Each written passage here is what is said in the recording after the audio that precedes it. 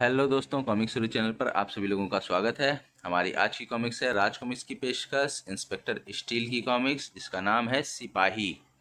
तो दोस्तों ये देखिए, ये वॉलपेपर है, बहुत ही ज़बरदस्त लग रहा है और इंस्पेक्टर स्टील बहुत ही गुस्से में लग रहे हैं। तो चलिए इसका पार्ट 1 हम शुरू करें। संजय गुप्ता की पेशकश सिपाही। आकाश से बातें करती यह शानदार इमारत की टावर कभी राजनगर में विस्तर गिरोह का हेडक्वार्टर थी। कभी खतरनाक विस्तर गिरोह यहीं से अपने सरगना कोबरा के नेतृत्व में शहर में नशीले पदार्थ रूपी जहर सप्लाई करता था।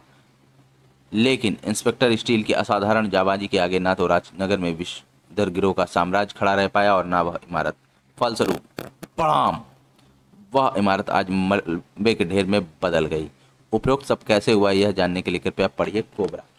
तो चलिए दोस्तों, इस कोबरा का लिंक आपको इसके डिस्क्रिप्शन में मिल जाएगा, आप इसे वहाँ पर भी खोलकर पढ़ सकते हैं। इस कॉमिक्स के लेखक हैं हनीफ अजहर, चित्रांकन नरेश कुमार, संपादक मनीष गुप्ता, कैलीग्राफी तुलाराम आजाद। इंस्पेक्टर स्टील सीरीज शुरू होती है, जिसके नीचे दबा हुआ था इंस्पेक्टर स्टील नाम का वह अनोखा सिपाही। सर, क्या आपको विश्वास है कि आप इंस्पेक्टर स्टील को इस मलबे के ढेर से जिंदा निकाल लेंगे? क्या इतने मलबे के नीचे दबे होने के कारण पिचक का डिब्बा नहीं बन गया होगा आपका इंस्पेक्टर स्टील?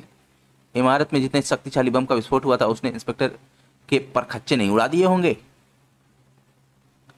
पत्रकारों के ढेरों सवालों से कमिश्नर गुप्ता बुरी तरह झुंझला उठे। देखिए, मैं अभी आपके किसी सवाल का जवाब देने की स्थिति में नहीं हूं।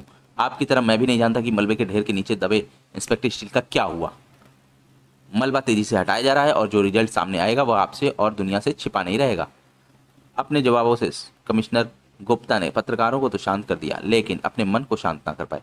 क्या होगा, क्या हुआ होगा इंस्पेक्टर स्टील का? क्या सचमुच खत्म हो गया होगा या फिर सही सलामत होगा? उफ, काश उसके रिसीवर से मैसेज मिल पाते, उसकी स्थिति का पता चल जाता। मैं भगवान से प्रार्थना करूंगा कि उसे कुछ ना हो, क्योंकि वह स्टील का होने के साथ साथ एक इंसान भी है। वहीं खड़ी भीड़ में भी अटकलों का बाजार गर्म था। मेरा मन कहता है कि मलबे के नीचे से इंस्पेक्टर स्टील एकदम सही सलामत निकलेगा। अरे, इतने जबरदस्त विस्फोट जिसने पूरे टावर पर खच्चे उड़ा दिए, उसमें भला कोई बच सकता है?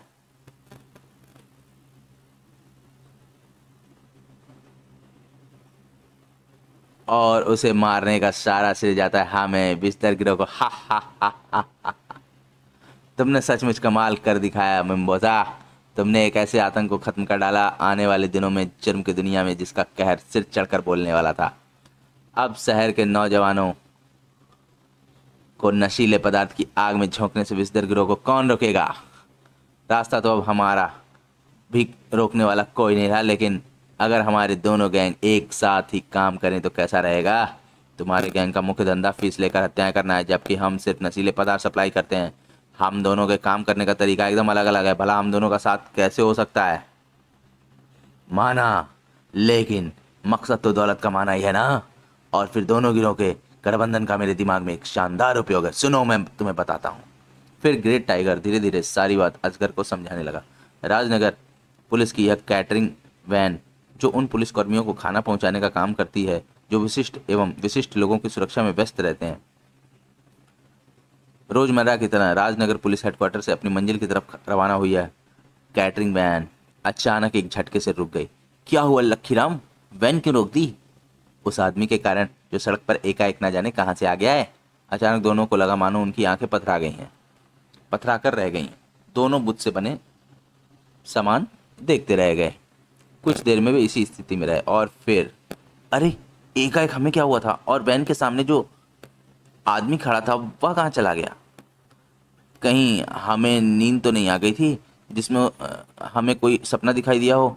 ड्राइवर पुलिसिया ने एक झटके से वैन को आगे बढ़ा दिया, जिसे देखकर हीरे सी चमक उठी वे सरपीली आंखें। गठबंधन की वजह से जो काम विस्तर गिरोह के हिस्से में आया था वह मेरे सम्मोहन के द्वारा पूरा हो चुका है। अब कैट फैमिली वाले अपने हिस्से के काम को कैसे अंजाम देते हैं ये वे जाने, और उनका काम मुझे क्या। इधर कैटरिंग में रखा खाना अति विशिष्ट लोगों के सुरक्षा कर्मियों के पेट में जा चुका था। कुछ ही पलों बाद जिसने खाना खाया था उसका यह हाल था। आह आह आह आ और जब जल बिन मछली के तरह छटपटाते सुरक्षाकर्मी जिंदगी के लिए तड़प रहे थे, तो फिर इन्हें भला कौन रोकता। वाह विस्तर गिरोह के इनके खाने में मिलाए गए तेज जहर, वाह विस्तर गिरोह के द्वारा इनके खाने में मिलाए गए तेज जहर की वजह से अपने शिकार के घर में हम ना सिर्फ आराम से टहलते हुए घुस सकते हैं, बल्कि चींटी मार रहे हैं जितनी सुविधा से अपने जहर बुझे नाखून से इन्हें मार भी सकते हैं। खच आ सिपाहियों बचाओ आ कोई नहीं आएगा अब तुझे मौत से बचाने, आ कोई नहीं आएगा आ खच। अपना शिकार करने के बाद खचा। दोनों एक पल भी वहां नहीं रुके। 3 शिकार खत्म हुए, अब बारी बचे 3 और वे भी जल्द ही खत्म होंगे। दोनों विद्युत की गति से भागते हुए अंधेरे में विलीन हो गए। जंगल की आग इतनी तेजी से नहीं फैलती होगी जितनी तेजी से खबर फैली। उफ, 20 सिपाहियों और 3 मंत्रियों की हत्या बहुत बड़ी वारदात है जिसमें विस्तर गिरोह का हाथ स्पष्ट दिखता है, क्योंकि इतनी अधिक मात्रा में जहर का इस्तेमाल वही कर सकते हैं। लेकिन 3 मंत्रियों की विभत्स ढंग से नुची हुई लाशें इस बात की तरफ इशारा करें कि विस्तर गिरोह के साथ कोई दूसरा गिरोह भी सक्रिय है। वह दूसरा गिरोह कौन सा होगा? सर, आपके लिए मैसेज। कमिश्नर गुप्ता ने अपने मातहत से वायरलेस लेकर फोन से लगाया। दूसरे ही छड़वा उछल पड़े। क्या? ये सर, आप आकर अपनी आंखों से देख सकते हैं। ठीक है, मैं आ रहा हूं। कोई भी उससे किसी प्रकार की छेड़खानी ना करे। Right sir. कुछ ही देर बाद, कहाँ है, कैसा है वो? आप खुद ही देख लीजिए सर। वह रहा। उफ, वह तो बुरी तरह क्षतिग्रस्त हो गया है। इंस्पेक्टर स्टील की हालत देखकर सन्न रह गए थे कमिश्नर गुप्ता, मानो हलक फाड़ कर चीखे। Ambulance quick! जल्द ही पुलिस हेडक्वार्टर में स्थित वह प्रयोगशाला कमिश्नर गुप्ता की भारी और गंभीर आवाज से गूंज रही थी। तुम्हें इंस्पेक्टर स्टील को दोबारा अपने पैरों पर खड़ा करना ही होगा अनीश। अगर इसे कुछ हो गया तो तुम तो अपना एक प्यारा दोस्त खो गई, साथ ही जुल्म और अपराध के सताए हुए सैकड़ों मजलूम अपने मसीहा को खो देंगे। इंस्पेक्टर स्टील के रूप में अपने दोस्त के साथ तुम्हें पुलिस डिपार्टमेंट के उस कर्मठ और जाबाज इंस्पेक्टर को भी बचाना है जो अपराधियों के लिए काल बना हुआ है। जमाने भर का दर्द भरा हुआ डॉक्टर अनीस के स्वर में। आप फिक्र मत कीजिए कमिश्नर साहब, आपके इंस्पेक्टर और मेरे दोस्त को कुछ नहीं होगा, मैं बचाऊंगा इसे। आप कृपया बाहर जाइए। कमिश्नर के बाहर जाते ही अनीस जुट गया। कब दिन गुजरा, कब रात हुई, उसे कुछ नहीं मालूम। वह जुटा रहा और इसी के साथ इंस्पेक्टर स्टील को बचाने के लिए जुटी रही सलमा। जब तक इंस्पेक्टर स्टील उठकर अपने पैरों पर खड़ा नहीं हो जाता तब तक यहाँ हाथ नहीं गिरेंगे। उस रहनुमा की जिंदगी की भीख मांगने के लिए, तेरे आगे दुआ के लिए यूं ही उठे रहेंगे मेरे हाथ। तुझे उसे जिंदगी की नियामत अता फरमानी ही होगी मेरे पाक परवरदिगार। सलमा की दुआ और डॉक्टर अनीस की मेहनत आखिर रंग लाई। या अल्लाह, तेरा लाख लाख शुक्र है कि मैं सफल रहा। कमिश्नर गुप्ता को जब यह सूचना मिली तो वे बदहवास से दौड़े दौड़े प्रयोगशाला में पहुंचे। ओह अनीस, मैं तुम्हें बता नहीं सकता कि मैं आज कितना खुश हूं। तुम महान हो Anees, you are really genius. उम्मीद है कल सुबह तक यह होश में आकर अपने पैरों पर खड़ा हो जाएगा। कल सुबह तक इसे आराम करने दीजिए ताकि हम भी आराम कर सकें। आइए। खबर सुनकर सलमा तो खुशी से नाची उठी। अल्लाह ने मेरी सुन ली, वह सही सलामत है, लेकिन मैं जब तक उसे अपनी आंखों से देख नहीं लूंगी मुझे चैन नहीं आएगा। अपनी अभिलाषा को पूरी करने के लिए सलमा जल्द ही प्रयोगशाला में पहुंची। वह रहा। मैं जब भी उसे देखती हूँ मेरे दिल में एक अजीब सी हलचल मचने लगती। जब तक मैं उसको उसके पैरों पर खड़ा नहीं देख लेती मैं कहीं नहीं जाऊंगी। ना जाने क्यों यहाँ से जाने का दिल ही नहीं कर रहा। ना जाने क्या क्या सोचती।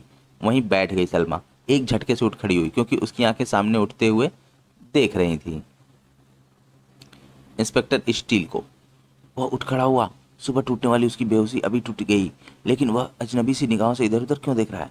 और अब वह उस कंप्यूटर की तरफ क्यों जा रहा है? कंप्यूटर के पास बैठकर उसके स्विचों से छेड़छाड़ करने बैठ गया इंस्पेक्टर स्टील। लगता है कंप्यूटर में वह कुछ तलाश करने की कोशिश कर रहा है, मगर क्या? काफी देर तक कंप्यूटर के सामने बैठे रहने के बाद एक झटके से उठ खड़ा हुआ इंस्पेक्टर स्टील और तेजी से बाहर की तरफ बढ़ गया।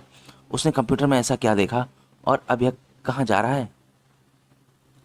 मुझे इसे रोकना नहीं है बल्कि इसका पीछा करके देखना है कि यह कहाँ और क्यों जा रहा है।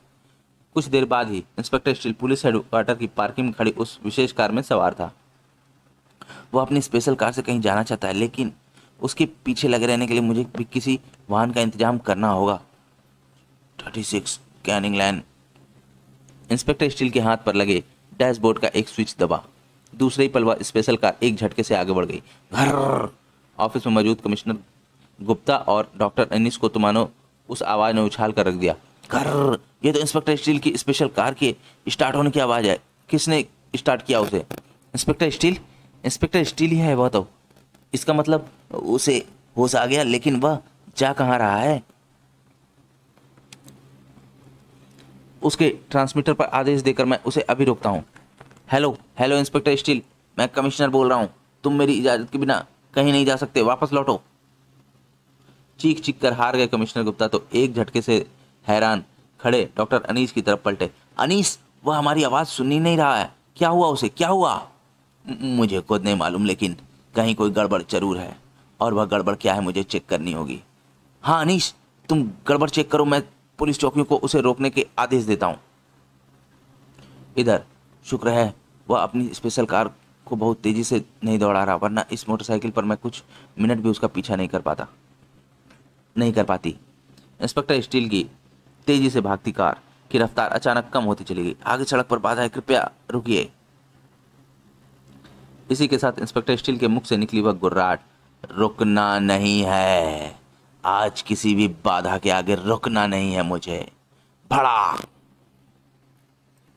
तो दोस्तों, सिपाही का पार्ट 1 यहीं पर समाप्त होता है। अब मिलते हैं इसकी अगली कॉमिक्स में, जिसका लिंक आपको इसके डिस्क्रिप्शन में दिया हुआ है, आप इसे वहाँ पर खोलकर पढ़ सकते हैं। तो चलिए दोस्तों, आपको ये कॉमिक्स कैसी लगी हमें कमेंट सेक्शन में ज़रूर बताएं, और हमारे चैनल को सब्सक्राइब करना ना भूलें। मिलते हैं पार्ट 2 में। धन्यवाद।